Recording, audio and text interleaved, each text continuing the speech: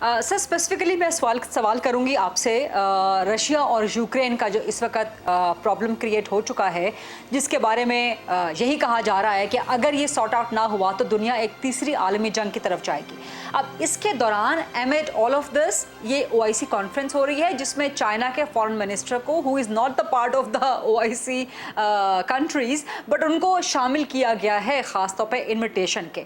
अब चाइना का आपने दुरुस्त फरमाया कि उन्होंने कोई एलानिया तौर पे तो रूस की साइड नहीं ली, लेकिन जाहिर है उनका टिल्ट जो है वो रशिया की जानिब मौजूद है। अभी चंद दिन पहले प्रेसिडेंट बाइडेन की और प्रेसिडेंट शी की जो है वो आपस में टेलीफोनिक गुफ्तगू भी हुई है रशिया के मामले को लेके।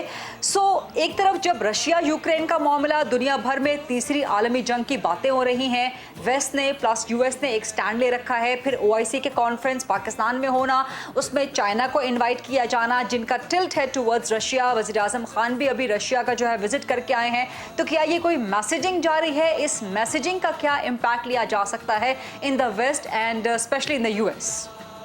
जो इम्पैक्ट आपने बात की है, पहली बात तो यह है कि इसमें बहुत से प्रो अमेरिका और प्रो वेस्ट ममालिक हैं। इस्लामी दुनिया के बहुत से ममालिक प्रो वेस्ट और प्रो, इसलिए ऐसा तो कोई खतरा नहीं कि OIC की मीटिंग में कोई एंटी अमेरिका स्टैंड लिया जाएगा।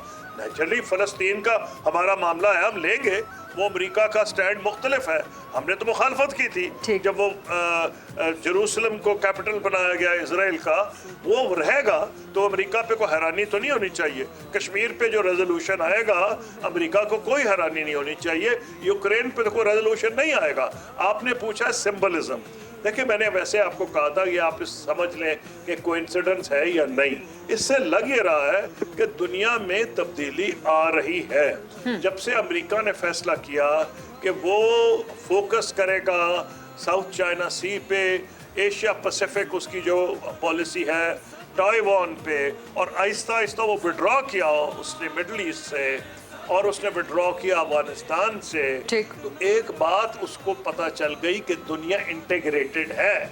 सऊदी अरब के क्राउन प्रिंस को प्रेसिडेंट बाइडेन ने कॉल की, उन्होंने कॉल नहीं ली। कोई ये मान सकता था पहले? क्योंकि अगर आप अपना ताल्लुक तोड़ रहे इस इलाके से, आपका सारा फोकस है कि चीन का कौन खिलाफ है, हम उसको इकट्ठा करेंगे।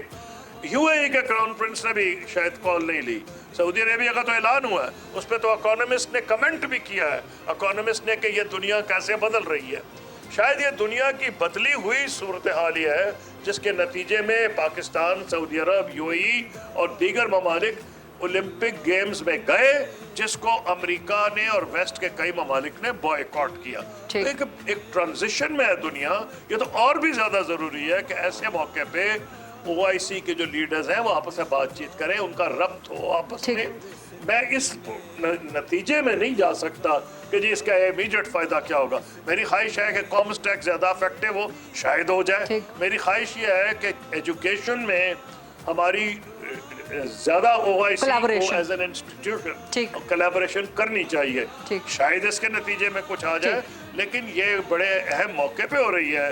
अफगानिस्तान आपके सामने है, कश्मीर आपके सामने है, आपने खुद यूक्रेन का जिक्र किया है।